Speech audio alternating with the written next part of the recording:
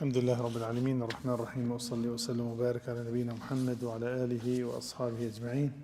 Today inshallah we mixture between the summary of Fiqh Islami, which is the chapter of Zakah, and the book of Umdat al-Ahkam. I didn't get much to do from the book. I'm trying to look for the copy, but I know a few hadith inshallah.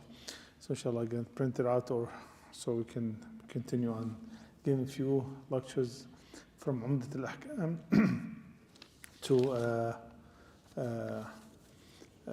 regarding the zakah and the siyam and the i'tikaf and other stuff we extract from this beautiful book, which is Umdat al-Ahkam, which is very, very important book. Inshallah, we do this related to Ramadan. Inshallah, after Ramadan, we'll continue on. We can do this, inshallah, if Allah gives us a life, and remind me, inshallah, if Allah wills, to make it this book to memorize the hadith, because this hadith you need to learn about the fiqh, how they extract the dalil or the proof for the ahkam al-fiqhiyya, for the fiqh rules, inshallah. He said here the zakah, definitely zakah is the third pillars of Islam after shahadat la ilaha illallah and salah, then the zakah. And definitely whoever denies zakah become kafir automatically outside the fold of Islam. And the reason that Abu Bakr radiallahu have declared the war against the murtaddeen, the one who left Islam, because they abandoned zakah. That's simple as that. Allah subhanahu wa ta'ala have mentioned the zakah more than 80 times in his book. More than and associated with the salah shows قاموا الصلاة وآتوا الزكاة قاموا الزكاة وأنفقوا قاموا الصلاة وأنفقوا ما رزقناهم سرا. A lot of times mentioned the zakah specifically, and sometimes mentioned as sadaqah and so on. And so the zakah, definitely there's a few categories for zakah, which is the zakah for the money, the cash, the silver, the gold, the inventory if you have it.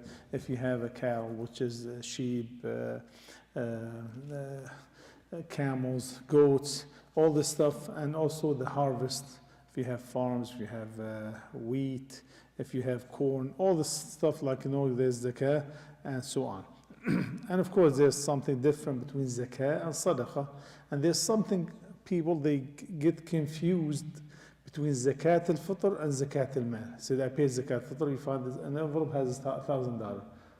Zakat al-fitr says zakat al-fitr, or $500. There's no such a thing. I mean, the per person $15. So if you have 10, $150 maximum.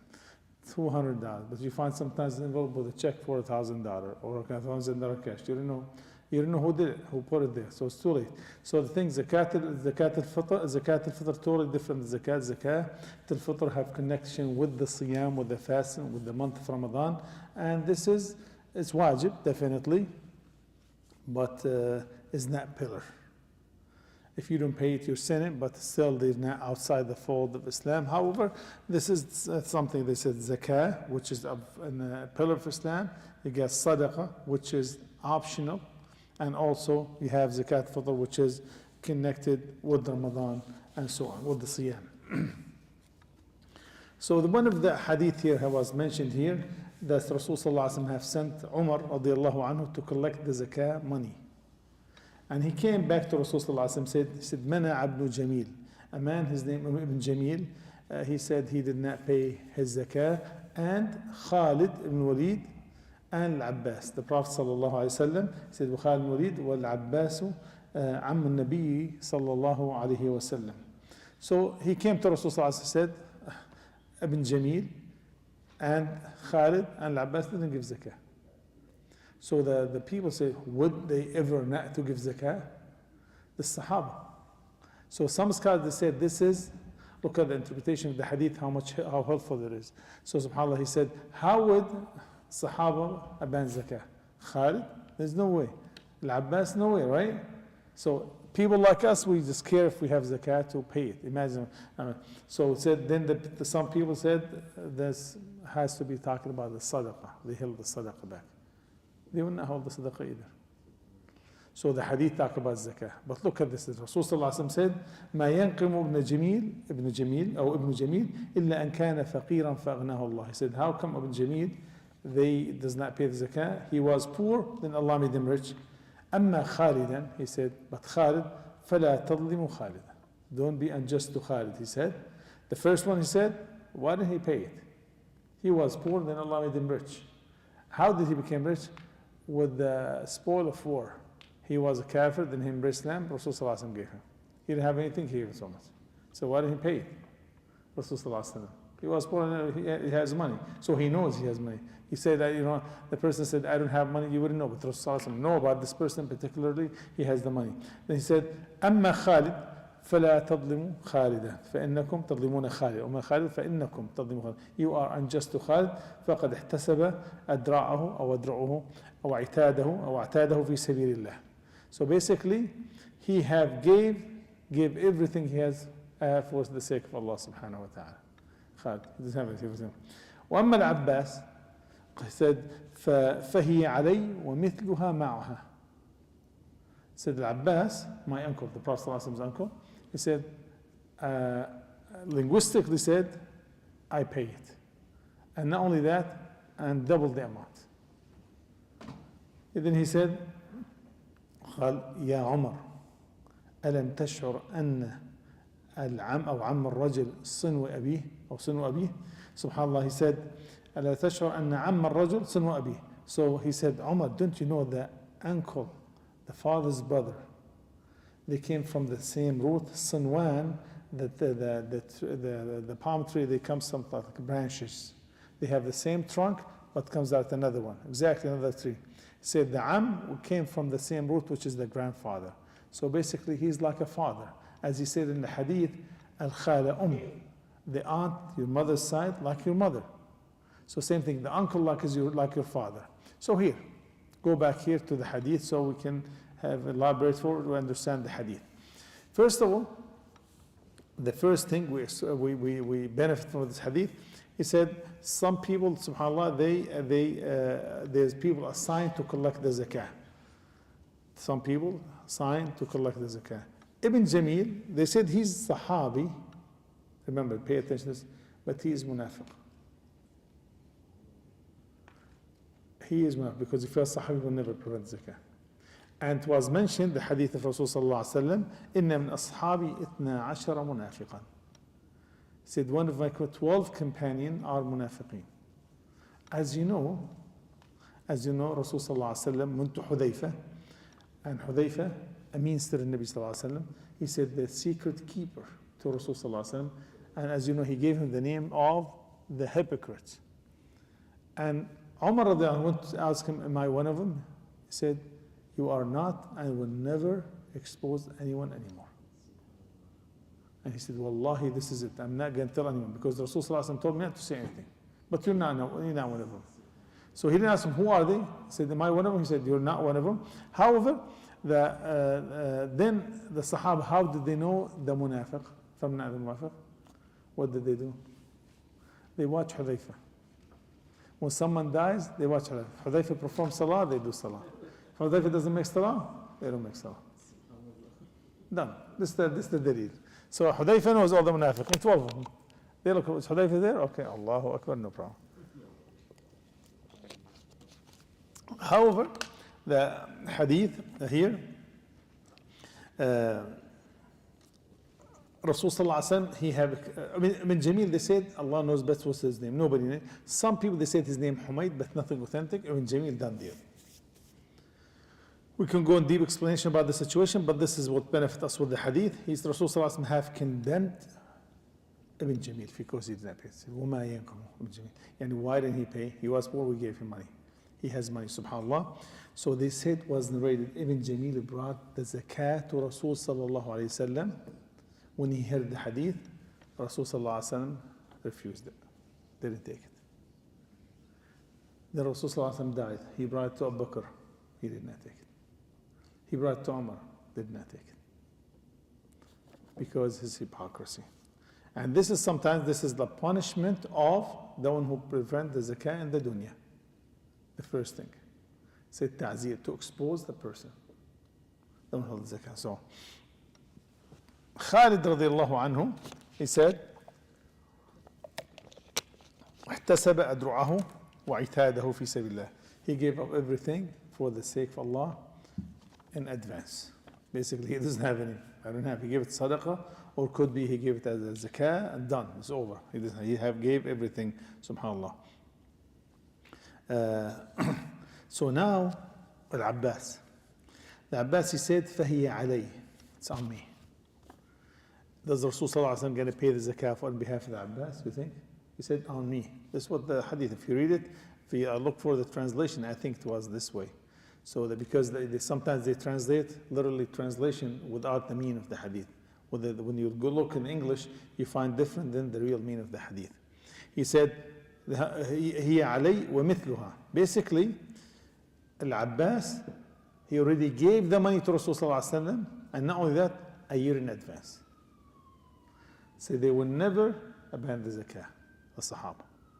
The first one they said was hypocrite, munafiq. Khalid gave up everything, and Al-Abbas already not only the zakah and a year in advance. So, however, he said here something. He said the Abbas, the Prophet will tell him the Abbas is how close to Rasul to teach him how close the uncle, the am, from you or to you. So, however, they said مالك ومال أبيك سواء, and this statement said أنت ومالك لأبيك. So your money and your father's money, there's no difference. You're not going to be selling your father and your father sells you. Sometimes they do think to like basically to teach the child, but really there's no difference between your money and your father's money. And however, shows here they said the money was given a year in advance. طيب. From this one they said you can pay your zakah a year in advance, because of the action of the Abbas radiallahu anhum. So however, and it happened this way. So, but there's tricks to it. Condition. Let's say, for example, you gave your zakah this year, your zakah was $1,000. So you gave $2,000. So at the end of the year, you found, so the year is done, you paid the zakah, for example, this year, let's say this Sha'ban you made for a year. So you gave 1,000, you said, this is another 1,000 for next year. So you should be covered till next Sha'ban, right? Or next Ramadan, or whatever. You pay to Ramadan, from Ramadan to Ramadan. Now, if you came the next year, now next Ramadan, you should evaluate your situation. All right? You should see, is it 1,000? If it's 1,000, you're good. No problem. طيب. If it's more than 1,000, you pay the difference. Let's say, for example, 1,500, then you're going to give 500. طيب. If it's less, let's say you paid 1,000 and the zakah was this year was not as good, became 700 or 600. What would you do? You're not allowed to take it. Also, you can leave it. No. Next, the third year, no. You're not allowed to do 3 years. Only 2 years, because the hadith Abbas, only 2 years. So now we learn one thing: the zakah could be paid in advance. If you pay less, then the next year's zakah you have to make up. If the same amount, you're good. If you paid more, you're not allowed to take the extra. Will be counted as charity and done. لا يجوز الرجوع بها. Done. So this is the thing. So, and this is subhanallah. And as Imam Ahmad mentioned, rahimahullah said, he said, because of this hadith, done. You cannot go back, and this, you could do it 1 year in advance. However, there's the zakah. Let's say, for example, Abbas radiallahu anhu, he gave the money, extra money for Rasulullah for next year, the zakah for next year. Do you count the zakah money? Let's say he gave the zakah $10,000. The zakah. He paid $10,000 this year and $10,000 next year. He owes $10,000. And $10,000, that means if you own $400,000. So $10,000. So now, the $10,000, do you owe zakah on it or you don't?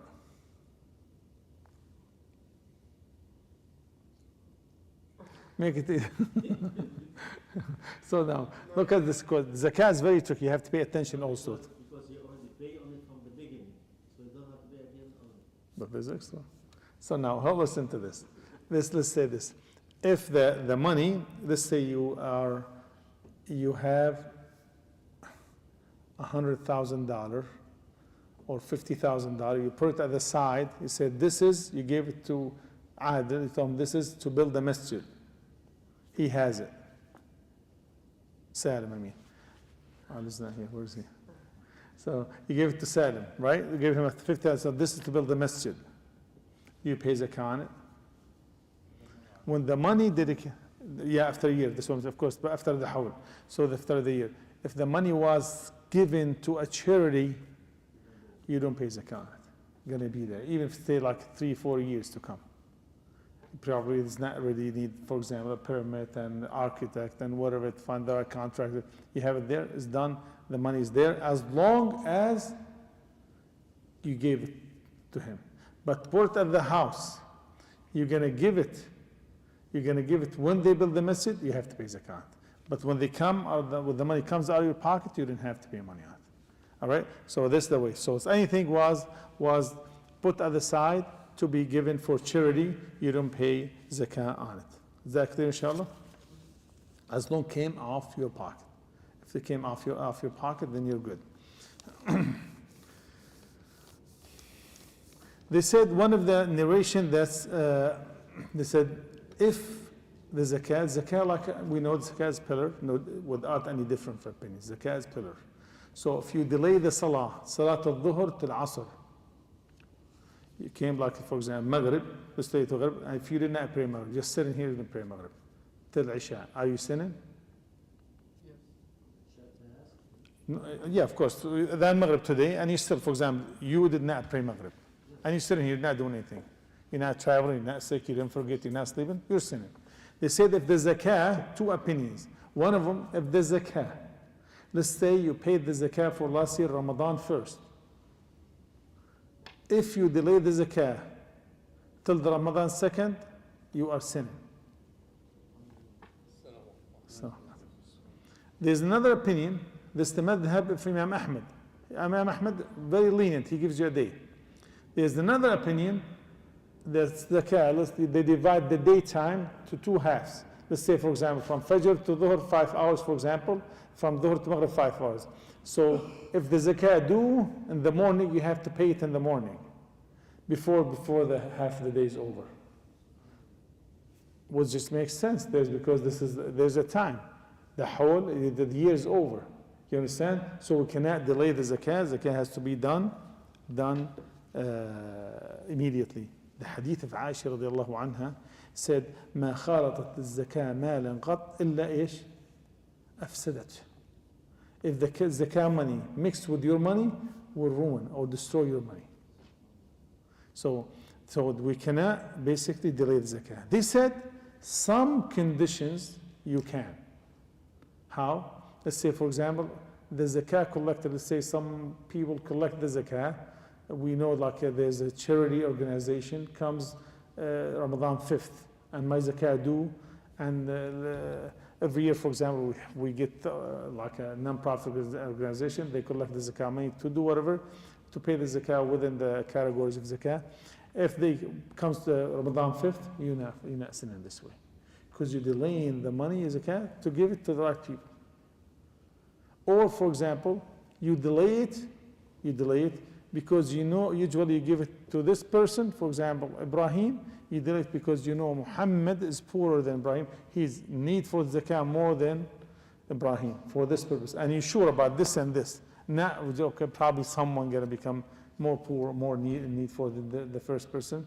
This person, he's poor, but he probably need, but I know someone in dire need. To delay like this, it's okay also. So if to delay it, to give it to the right people, organization, for example, or someone in more need than the first one, this is also, and also if a family member in need comes before the stranger. You have a cousin, a brother, uncle, second cousin, whatever, all right? You give it to them before the stranger. So those 3 conditions you can delay the zakah for. Otherwise, the zakah due immediately. After the time comes.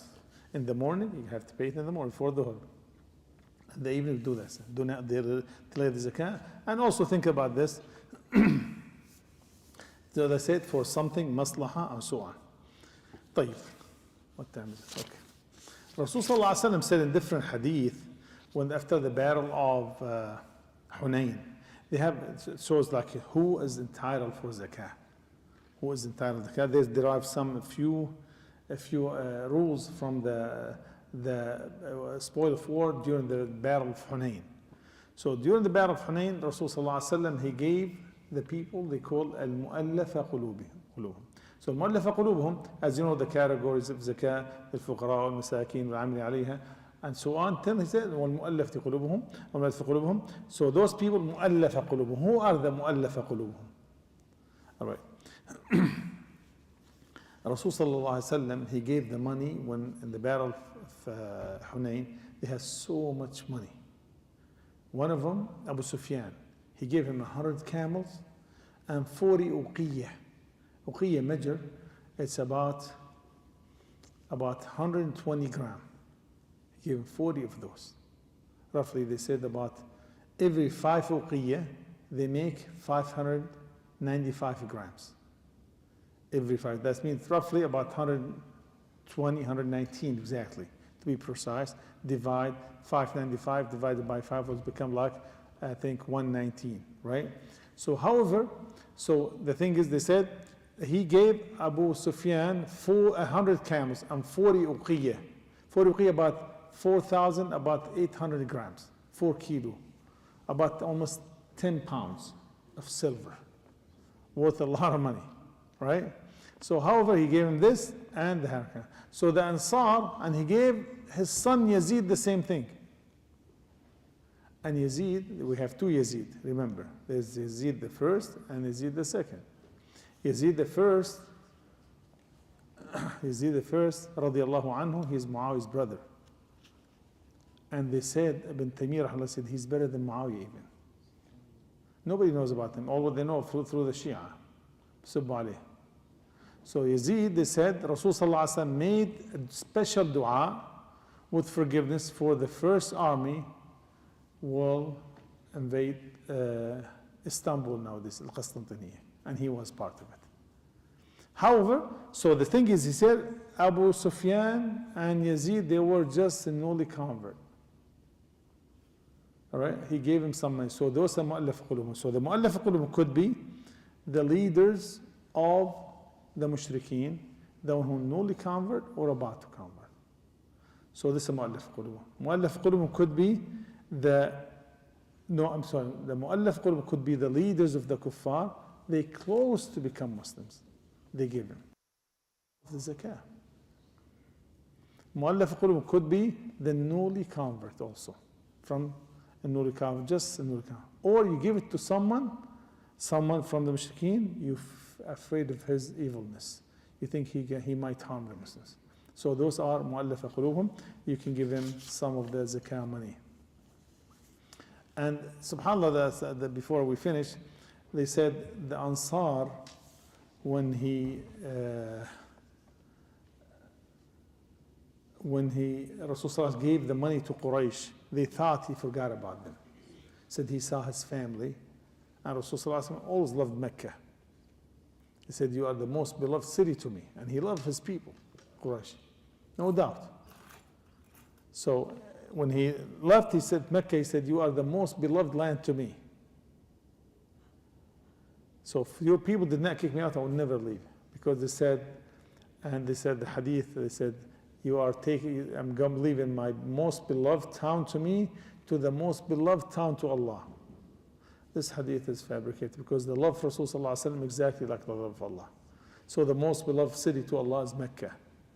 However, the Nasar, the shaitan, they said, subhanAllah, he said, basically, they told him you were misguided, then Allah guided you by me. And you were like separated, and Allah subhanahu gathered you by me. And he said you were basically astray, then Allah subhanahu wa ta'ala basically made you free of need because of me or with me. Meaning, Rasulullah have guided them There's two types of guidance. Remember we said, Hidayat Irshad wa Tawfiq. So he basically told them about the deen, and Allah, the one who guided their hearts. However, when I get to this one, he said, it was narrated, that also said this and this and this about me. I was kicked out of my land, I was poor, I was this. They said out of the adab, they did not mention that what Rasulullah mentioned about himself, meaning he said, I was this and I was that, I was this. So the things he in need for. When Rasulullah criticized, basically again to summarize, to make it more clear, when Rasulullah criticized by anyone, you don't mention what they said about him, out of respect to Rasulullah. Say they said something was not good, they criticized Rasulullah, but didn't say they said this and this and this and that.